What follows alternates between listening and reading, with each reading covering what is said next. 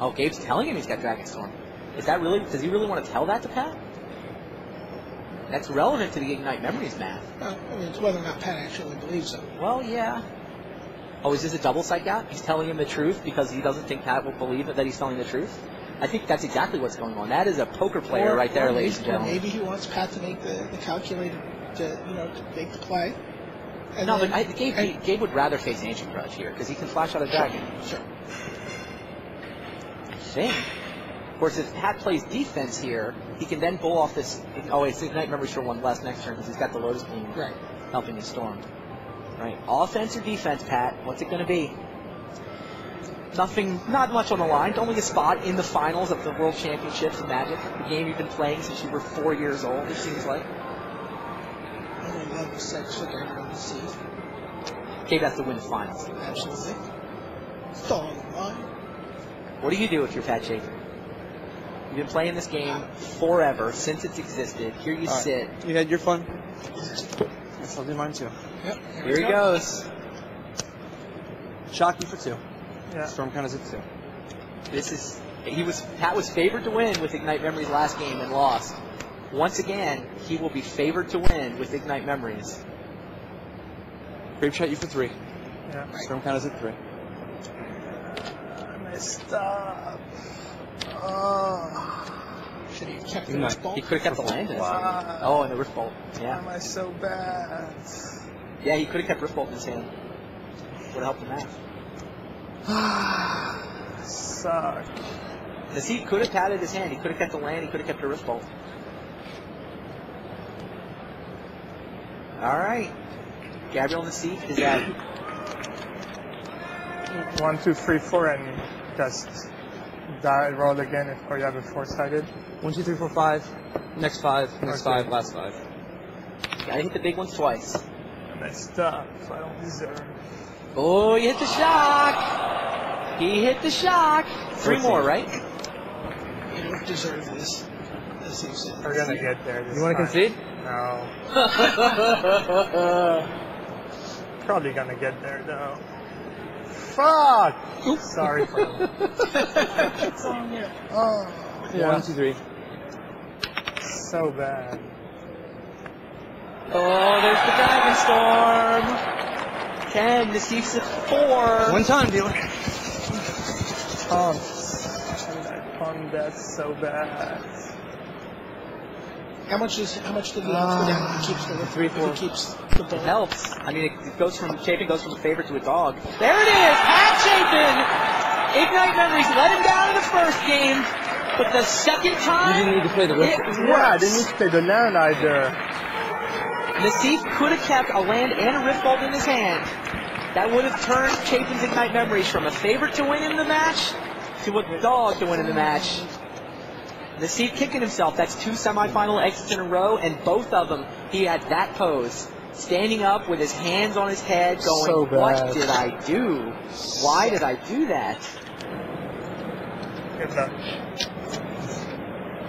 Wow. And now Pat, I think, feels a little bad for his friend. Of course. Pat, the happier win, but he knows what Gabe's going through. Gabe could have kept that Rift Bolt in his hand. Oh, Could have kept the mountain in his hand. Pat knew it at the end of the game. He said, could have held that Rift Bolt. So, 1 more card, 3 cast. 2 more cards. He keeps the mountain. There's no reason not to keep the mountain. He's going off Lotus Bloom, Lotus Bloom, Lotus Bloom. That's plenty. The rest is just gravy. So it brings the total casting cost of his hand up to 23, 6 cards. Right, so the average Which card is now throws under 4. Under 4. So it actually goes to a coin flip because Pat did what, a shock and a grave shot? Yeah. So 15, it's actually a coin flip. Oh. Chapin is, in this scenario, Chapin is favored. But basically he's got to hit it twice out of 6 cards instead of twice out of 4. No. They were cheering for me when I was losing. And then they started cheering for him when he was losing. Well, Pat Chapin sits in the finals. He is ready to take on the winner of this match. There's Uri Pele from Israel on the left of the screen, and Kotaro Otsuka from Japan on the right of your screen. Peleg is up 2-1. He's got a green-black deck, touch of white for Doran the Siege Tower. Peleg leads with Bird of Paradise, which Otsuka dispatches with nameless bird deck. Otsuka's base is playing Mannequin. This was the big deck from the round of champs that took place around the world right after Lorwyn came out. Black, blue, masked Mannequin, a bunch of evoke creatures with 187 effects. That deck was actually invented not far from Wizards of the Coast. Jonathan Locke's writer from the Seattle area, from the Washington area. Sure. Worked with some of the New York players on a mailing list. Actually built the deck. Did very well at States. Champs, all of the kids. So it was very popular in Krakow. Right. Grand Prix Krakow. It was good. It was not the most popular deck here at Worlds this weekend. I expected to see a little more of it than, in fact, I did. But Otsuka's running it, and he's sitting in great shape. Playing in the semifinals. He is, unfortunately for him, down 2-1. A lot of people thought he was the favorite here, but pretty tight matchup. Pithing Needle came down. I'm guessing it named Pendelhaven, but I didn't hear. It's Mind Stone and Pithing Needle for Otsuka. He's also got Fairy Conclave hanging out, along with, I think that's Tumi Yagma. Urborg. Urborg, yeah. There we go. There's Doran. Peleg is ready with turn 3 Doran the Siege Tower. Oh, Pithing Needle was set to Garruk, preemptively shutting off one of those Planeswalkers. That's really been, Uri's Planeswalkers have really been doing most of the heavy lifting to get in this far, from what I've seen.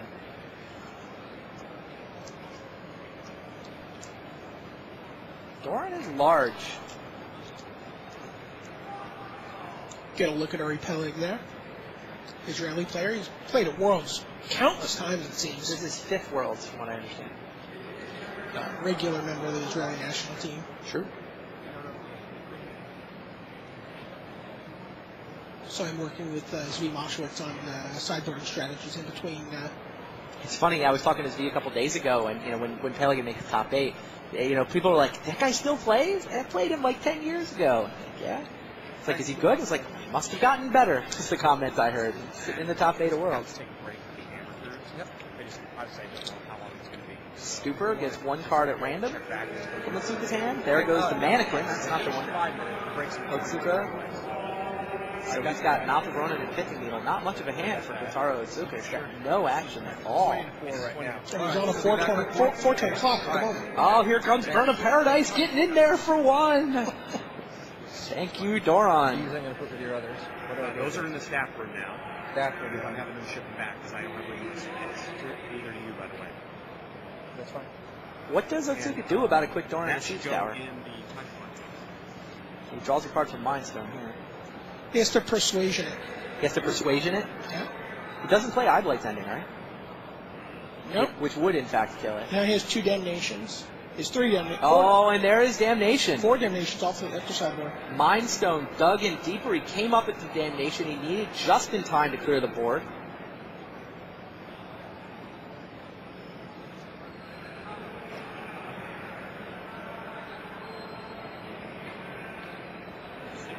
No. That's about his hand.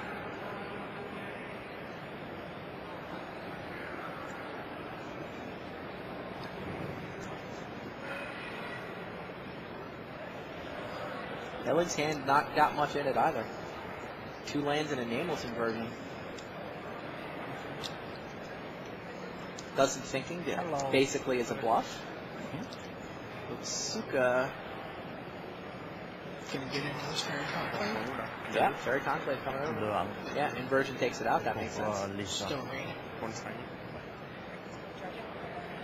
Neither player has any gas. Each player is holding a land in his hand and nothing else. Okay, so after this match, let me Go creatures can play Oblivion Ring off the top for Peleg. Who's favored in the mid game? Is it the guy with Muldrifter in his deck, perhaps? Yeah. Muldrifter's a pretty good draw there. 2/2 flyer. It's definitely relevant. 2 extra cards. I was shocked to see Muldrifter played in Legacy of all places. Wow. And there's Thoughtseize, the other card off the top. Takes away the Oblivion Ring. Note the Alexei Bricklow signature on Thoughtseize. Alexei Bricklow is one of the 4 artists